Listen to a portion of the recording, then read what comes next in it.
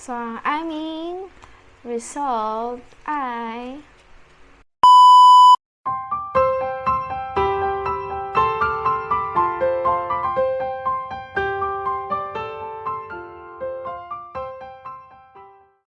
Hi guys! So, welcome back to my channel. So, for today's video ay share ko sa inyo ang naging experience namin nung nag-apply kami ng Japan visa. Yan. So, yeah, dalawa kami guys na nag-apply ng Japan visa. I-share ko sa inyo kung ano ba yung mga requirements na sinubmit namin, saan kami nag-submit, at yung processing time niya, gaano ba katagal. So, yun nga guys, dalawa pala kami nag-apply noong month ng August. Yan. August pa kami nag-apply, August 2023. So, fresh pa lang. So, ngayon is September pa lang. So, yeah, i-share ko na ngayon sa inyo yung mga naging experience namin. So, yun nga guys, simulan na natin. Nag-apply kami ng Japan visa sa Attic Tours. Yan, sa Attic Tours sa may SM Fairview. So, kahit saan naman kayo mag-apply guys, basta accredited ng Japan. So, yun, pwede kayo mag-apply ng Japan visa doon. So, yun. Nag-try kami mag-apply nung August pa. August this year. So, August 2023.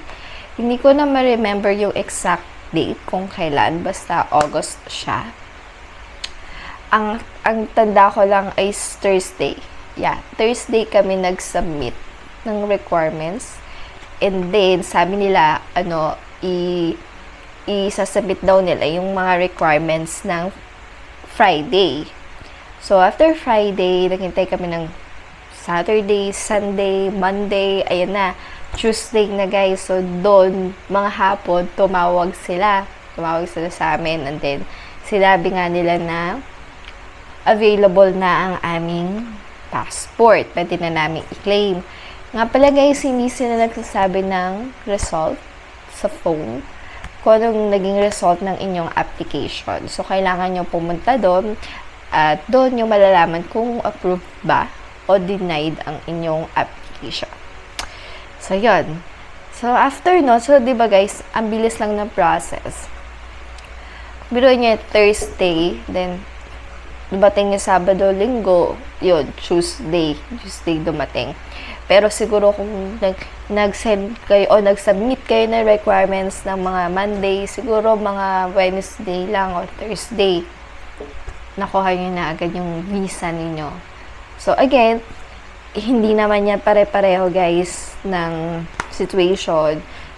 Kahit sa Attic Tours kayo, kunyari nag-send o nag-submit ng requirements, so hindi naman ibig sabihin nun, ganun din kabilis yung process sa inyo.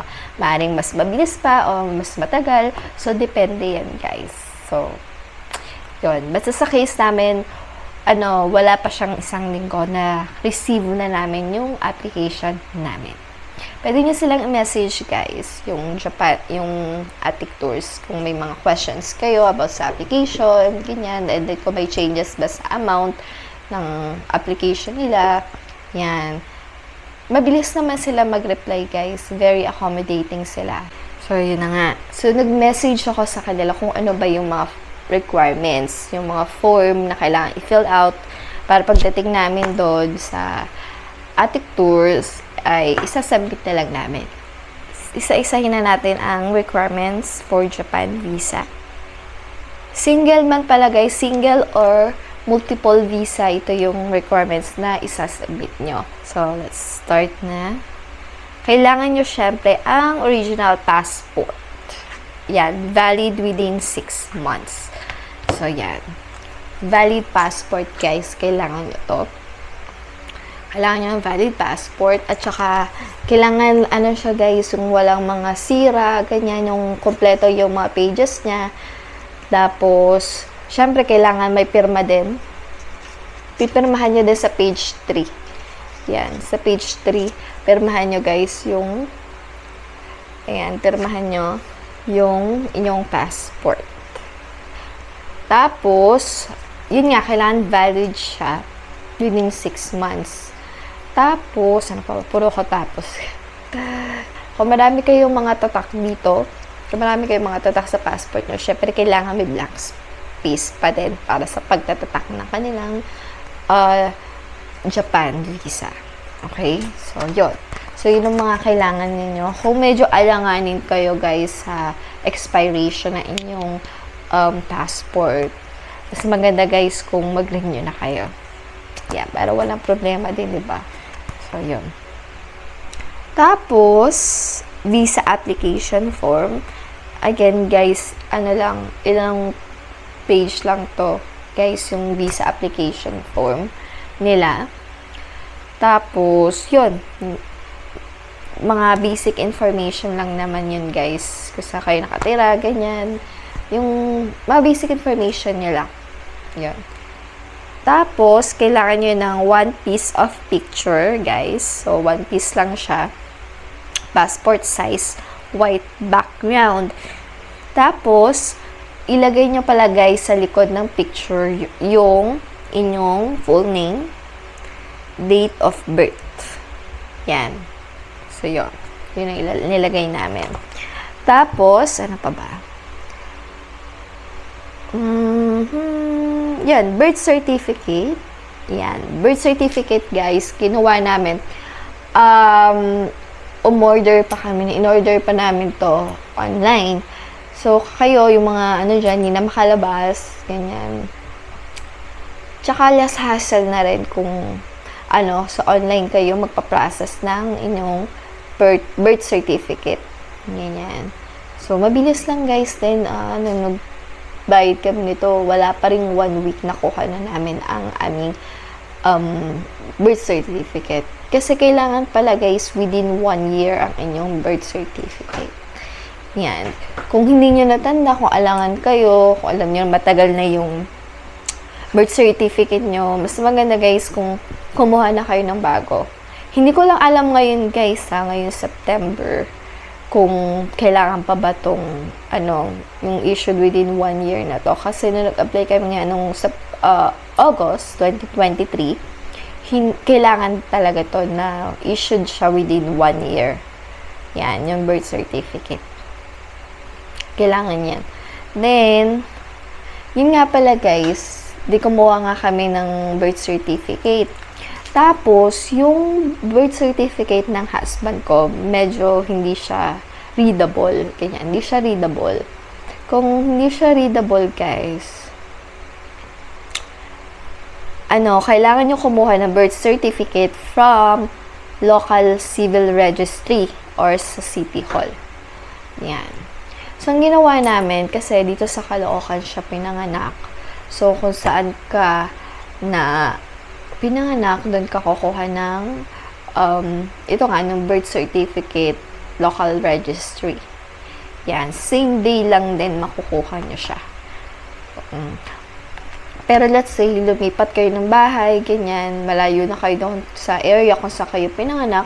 Pag kumuha kayo sa nearest na, na City Hall sa inyo, hindi nyo siya makukuha ng same day. So, it depends, guys, kung gaano kalayo yung, yung distance nila. Okay, so, malalaman nyo naman yan, pwede kayo magtanong sa City Hall. Yan. Tapos, yun, may bayad din pala yun, guys, yung sa civil registry. Sa City Hall, may bayad din siya. Hindi ko na ma-remember kung magkano, pero mura lang naman. Yun. Tapos, marriage certificate. Yan, online din namin nakuha tong marriage certificate na to. Must be issued within 1 year. So, yun. Ganun din, guys, pag hindi rin siya mabasa, medyo malabo o kailangan nyo pa rin pumunta sa City Hall. Yan, guys. So, same lang din ng process sa birth certificate na sinabi ko kanina. Next, daily schedule or itinerary. Yan, yung itinerary, may form din na ibibigay ang Apic Tours. Yan. Tapos, doon ilalagay nyo yung day-to-day itinerary ninyo. Kung 5 days kayo, so, from day 1 to day 5, yung mga pupuntahan nyo, ganyan. So, detailed yun, guys. kanya yung date, tapos yung saan kayo lugar, yung address, contact number, gano'n. So, basta may makikita nyo yan, guys, dun sa form na ibibigay sa inyo. Yan. Wala na kasi akong picture nung ginawa kong itinerary. Tapos, ano ba? Personal bank certificate, guys. Yon. So, kukunin nyo to, guys, sa bank ninyo. Ang inyong personal bank certificate. Kailangan, guys, ng average daily balance nito ng 3 months. Yan. 3 months ADB. Yun, kailangan nyo yun. No need na, guys, ng bank statement. Yeah, no need na ng bank statement kung may papakita naman kayo na ITR. Yun. Kung may papakita kayong ITR, no need na. Yan. 3 months din yun, guys. Hingi lang din kayo niyan sa inyong bank. May bayad din to, guys. So, hindi ko na ma-remember, mga 200 pesos yata. Yung bank statement, yung mga requirements na yun sa bank. Pero mabilis lang naman din siya. Nakuha din namin. And then, nga pala, guys, nun pala sa bank statement, ganyan, and then bank certificate, kailangan dun kayo pupunta kung saan kayo nag-open ng account. Yan. Pero kung hindi naman kayo doon nagpunta, okay lang din. Ang ginagawa kasi ng bank, tinatawagan pa nila yung bank kung saan kayo nag-open ng account. Yun. So, tinatawagan pa nila. So, medyo naghintay din kami ng ilang oras para doon. Pero, same day din naman nakuha namin. Pero siguro mas mabilis nga kung doon kayo mismo sa bank kung saan kayo nag-open. Yan. Then, kung mag-apply kayo, guys, ng multiple entry visa, may nung form doon na fill outan kayo. Mga isang page lang naman siya. Hindi ako nagkakamali, isang page lang siya. Yun yung isasubmit ninyo. Pero kung hindi naman kayo mag-a-apply nga ng multiple visa, okay lang naman din, no need na yung fill outan. Pero may additional fee siya, guys, 500 each. Yan. Ma-approve man ang multiple visa or hindi na siya ibabalik ng Attic Tours. At ang maganda pa, guys, kung mag-apply nga kayo ng multiple visa, let's say hindi siya na-approve, maaari pa rin kayong bigyan ng single entry. So, yun. Hindi porket multiple entry, pag na-denied, hindi na kayo mabibigyan ng single entry. Pero, syempre, depende pa rin yan, guys, dun sa mga isasabit yung mga requirements. Then, ano pa? Punta naman tayo kung magkano ba yung nagastos namin para sa application na to. Ito yung mga nagastos namin sa Attic Tours, yung mga binayaran namin. Syempre, yung application na 1,680. So, 1,680 each siya, guys. Then, nag-avail kami ng multiple visa. So, take 500 kami. So, nagastos namin is 4,360. Yan. Yun yung binayaran namin sa Japan visa. Yun nga pala, guys, yung sa application form, pwede naman siya handwritten. So, yun. Hinandwritten ko lang siya, guys. Then, yun. Yun. So, next, ang pag-usapan naman natin yung show money na tinatawag. Yan. So, magkano ba yung sinubmit namin para mas maganda yung maging result ng inyong application? So, masabi ko lang dyan, guys, walang definite answer, walang tamang sagot dyan, guys, kung magkano ba talaga ang laman ng pera ninyo. Walang makakapagsabi, guys. So, yung iba na masu-search nyo sa internet, sinasabi nila 10,000 per day. At least, yung mapakita nyo sa show money ninyo. Okay, 5 days, so 50,000 each. Yun, guys. So, kung dalawa kami, 100,000 ko, 5 days kami. Tapos, syempre, kailangan nyo rin lagyan ano siya, ng allowance. Kailangan dagdagan nyo pa guys yung funds ninyo sa inyong bank. So yun na guys, punta na tayo sa show money. Show money na sinasabi nila. Magkano ba guys ang dapat or recommended na laman ng inyong bangko para mas malaking chance na makapasa kayo o mabigyan kayo ng visa? Again guys, based lang to guys sa aking experience. So, maaaring hindi to applicable sa inyo o maaaring namang applicable din sa inyo tong i-share ko sa inyo. Kasi yung mga na-research ko, siguro na-research na rin na at least 10,000 per day yung budget ng isang tao na mapakita nyo sa inyong bank statement or sa ADB nyo rin, ayan, sa bank certificate. Tapos, ang hirap guys, ang hirap i-explain kung paano kasi hindi naman talaga to tinuturo guys ng agency at hindi rin naman naglabas ang Japan visa na required amount na nasa inyong bangko. Siguro guys, ang mas maganda, syempre malaki yung ADB ninyo, mas maganda hindi nyo rin siya biglang dineposit sa inyong account. Red flag yon, 'di ba? Ano na rin yun, common sense na rin guys na makikita ng Japan Embassy na ang laki ng laman ng inyong bank account pero ADB nyo sobrang laki ng difference. So maaaring ito ay nag-deposit kayo ng malaki guys. So iba yun guys, medyo tagilid tayo doon. So mas maganda rin may inflow and outflow consistent yung inyong bank account, yung bangko. Mas maganda rin siguro kung medyo matagal na rin ang bank nyo. Yon. Tapos, actually, dalawa kasi yung bank certificate. Dalawa yung bank ng asawa ko na sinabit namin. Yung isa, kaka-issue lang this year. So, mga January yata, gano'n. So, bago pa lang yung account na yon. Tapos, yung isa naman, medyo matagal na talaga siya. Puro na lang sa asawa ko lahat ng mga documents. Pero maganda i-share ko muna yung result nito para tuloy-tuloy tayo, guys. And then, ito-try kong, guys, ito-try kong isingit yung video kasi may video yung asawa ko nung kinuha niya ito nga, kung kinuha niya to sa Attic Tours. Yun. Tatry ko kung makita ko pa yung video na yun. Sira niya kasi sa messenger. So, tatry kong, check ulit yun.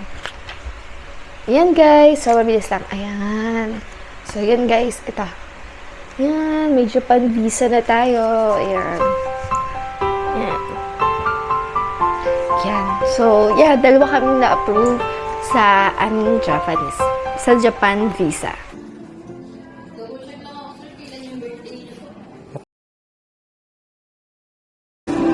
Gusto nyo nabigyan ko kayo ng visa? Okay. Padapot ko ng details. Spelling ko ng pangalan, birthday, passport number, gender ko lang. Kaalala niyo po si Ma'am Marian? Wife ko po. Kailan yung birthday niya? Ganun din yung sa kanya, sir. Yan. Dalawa kami na-approve. So, ito pala guys, first time lang namin na mag-apply ng Japan visa. So, hindi naman siya ganun kahigpit ang Japan. Siguro as long as na masubmit mo yung mga requirements na kailangan and then mapakita mo talaga na kaya mong pumunta ng Japan, kaya mong i-budget yung sarili mo doon, especially sa mga expenses. So, yun yung kailangan nang i-prove sa kanila doon. Yun guys, so yun nga, bago pa lang siya sa work niya, pero na-approve siya sa Japan visa. And then, sponsored pa niya ako guys. So, tingnan niyo yun, diba? And then, sinabit namin na bank niya ay ang Union Bank at saka ng BDO. So, dalawa pa yung pinuntahan namin na bangko para i-submit doon. Ilang araw ba kami sa Japan? Actually, 10 days. Yeah. medyo mahaba din na 10 days. Kung plano nyo let's say, plano nyo talaga mga 2 weeks kayo sa Japan, ganyan. Basta maganda, wag nyo ilagay 2 weeks sa itinerary nyo. Yan, na isasubmit nyo sa Attic Tours. Mas maganda kung mas maliit lang na days o mas konting days lang. Kunya 3 days, 5 days, ganyan. Yun lang naman na yung ipapakita nyo. Hindi naman ibig sabihin nun, yun na talaga yun. Na 3 days lang kayo, o yun lang na kahit na-approve kayo ng multiple visa or ng single entry, diba? Pwede nyong i-extend yun. Kagaya kami, ang nilagay namin doon, 5 days yung aming sinubmit. Pero, nag-stay kami doon ng 10 days. So, okay lang kasi, pasok siya doon sa binigay sa amin na nag-grant na visa. So, okay siya. So, pasok pa rin siya. So, hindi kami magiging TNT sa Japan. So, yon. Ano pa ba? So, yun guys, ang magkano ba naman ng ating bank account nung nag-submit kami sa Attic Tours. Guys, 6 digit siya, yung ADB. And then, yung 6 digit din yung yung balance niya. So, yun. Yung parehong account, yun yung sinubmit namin sa Attic Tours. Hindi ko na rin nilagay yung exact na amount. Basta yun. Yun guys, yun yung nakalagay. Pero, hindi naman ibig sabihin na kailangan ganun din sa inyo guys. So, depende rin yan. Kasi may iba naman ako na search na wala silang 6 digit pero approved. So, yun. Depende pa rin yun guys. So, try nyo lang. Wala namang mawala. Meron pala. May bayad. May bayad siya. Then, syempre, yung mga requirements. Medyo, syempre, kailangan mo talaga pag-effortan yon. Pero, syempre, pag gusto mo, gagawin mo. Syempre, pag gusto mo yung puntahan niya isang lugar, kahit gano'ng kahirap yan, ay pagsasyagaan ninyo, guys. So, yun. Tapos, ano pa ba? Ano pa ba yung mga... So, yun lang, guys. Wala na akong iisip na idagdag dito sa video na to. Kung meron kayong mga questions, clarifications, comment lang kayo and then try natin sagutin yan. Okay. Gagawa naman ako ng separate video guys kung ano ba yung mga dapat nyong i-book. Yung mga magagastos nyo bago kayo pumunta sa Japan. Nagagastos nyo, nandito pa kayo sa sa Manila, dito kayo sa Philippines, pa kayo pupunta ng Japan, may gastos na agad. So ano-ano yon. So, i-share ko yan guys sa ibang video naman. Okay? So, kindly subscribe guys sa aking channel para maging updated kayo sa aking mga travel journey and then sa aking mga travel vlogs. And then, yun na nga guys. So, kung interested kayo sa mga sa mga Japan vlogs, ganyan. So, madami tayong i-upload na Japan vlogs dito sa aking channel, lalo na malapit na ang aming tour. Yan, malapit na siya guys. So, itutour ko kayo sa Japan guys. So, yeah, hindi ko na masyado papahabain ng video na to. So yun lang guys. So, good luck. Good luck sa inyong application sa Japan visa. Sana pare-pareho tayong ma-approve at makarating sa bansang gusto nating puntahan. So, yun lang guys. So, thank you for watching. Bye-bye!